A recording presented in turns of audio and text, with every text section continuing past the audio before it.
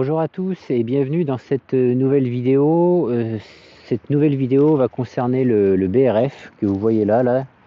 Il y en a un gros tas. Et dans quel cas utiliser le BRF et comment utiliser le BRF. Pendant quelques temps, quelques années, là, on voyait le BRF comme la solution miracle à tous nos problèmes de jardin.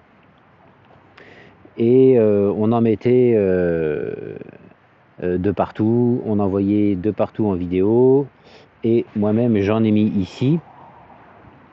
Et je vais vous expliquer pourquoi moi j'en ai mis ici et pourquoi potentiellement il n'était pas nécessaire d'en mettre dans ce jardin.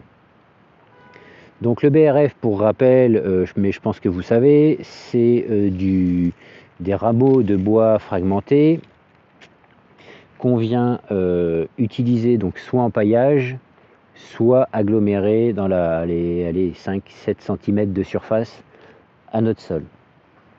Donc, qu'est-ce que fait le paillage? Le paillage a un très bel intérêt dans un jardin, c'est qu'il va favoriser l'arrivée des champignons qui vont favoriser la faune du sol et comment dire, et qui donc va créer cette espèce d'équilibre. Les champignons vont interagir, vont faire des échanges avec les racines de légumes et un équilibre va se mettre en place.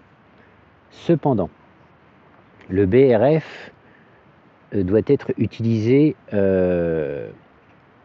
une seule fois. C'est-à-dire que une fois que l'équilibre est installé, ça ne sert à rien de remettre du BRF tous les ans. Et il y a des terrains où ça ne sert à rien de mettre du BRF tout court. La vie mycorhizienne du sol est déjà installée et il n'est pas nécessaire de la favoriser plus parce que c'est déjà installé. Alors c'est assez délicat de mesurer ça, nous, petits amateurs de jardin que nous sommes, mais donc, si vous voulez en mettre et vous avez la possibilité d'en mettre, mettez-en une fois, utilisez-le par exemple en paillage comme ici une fois, et de toutes les façons, au fur et à mesure que vous allez planter des choses, il va s'agglomérer dans le sol, en surface, et continuera à favoriser ces champignons qui favoriseront tout le reste comme on l'a dit. Donc, à n'utiliser qu'une fois. Moi ici, pourquoi j'en ai mis? J'ai taillé beaucoup d'arbres, donc j'avais un volume de rameaux assez énorme. Il m'en reste encore beaucoup à broyer. Donc ce que j'ai fait, c'est que j'ai broyé ce que j'ai broyé pour l'instant et j'en ai étendu un petit peu partout. Là, il y en a un petit peu partout, hein, que j'ai déposé simplement en surface, et puis les feuilles des chênes l'ont recouvert, ce qui m'a créé un paillage.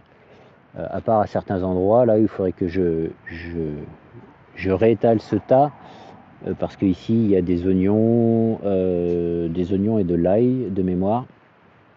Je ne sais pas si on les voit, hein. Jeunes oignons et ail. Et ce sera tout. Je vais finir de broyer ce qui me reste à broyer. Il y a une petite parcelle derrière où il n'y a pas eu de BRF, donc je ne vais pas jeter ce BRF parce que je vais l'avoir, donc je vais le disposer sur le jardin. Et ce sera tout. Je ne remettrai du BRF que quand j'en aurai éventuellement à broyer. Je créerai peut-être d'autres nouvelles zones de culture où j'en remettrai une fois. Et puis comme j'ai enlevé pas mal d'arbres qui étaient en fin de vie, pourris, etc., j'aurai beaucoup moins de matière à apporter. Et si je n'ai pas de matière à apporter, étant donné que j'en aurais mis une fois, j'aurais relancé, si ce sol avait vraiment besoin d'être relancé, en champignons, mais ça je ne le sais pas. Et voilà, et c'est tout. N'utilisez pas le BRF, n'allez pas acheter ou je ne sais quoi. Enfin, si vous pouvez l'avoir gratuitement, mais c'est toujours intéressant. Mais cependant, il n'est pas utile d'en déposer tous les ans, de faire 10 cm de paillage de BRF, parce qu'à un moment donné, on va asphyxier le sol et ce sera pas bon non plus.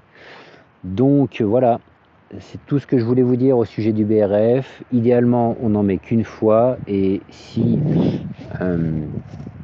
on prend sa terre et qu'on la sent, je veux dire, si elle sent si elle sent déjà le champignon, peut-être que il n'est pas nécessaire d'apporter du BRF. Voilà. Si vous voulez débattre de ce sujet en commentaire, n'hésitez pas à poster un commentaire du coup. Si ça vous a plu, n'hésitez pas à mettre un petit pouce, à vous abonner pour suivre l'évolution de ce jardin et éventuellement mes autres sujets de vidéos. Cette chaîne est très diversifiée. Voilà, je vous dis à la prochaine dans une nouvelle vidéo. Salut!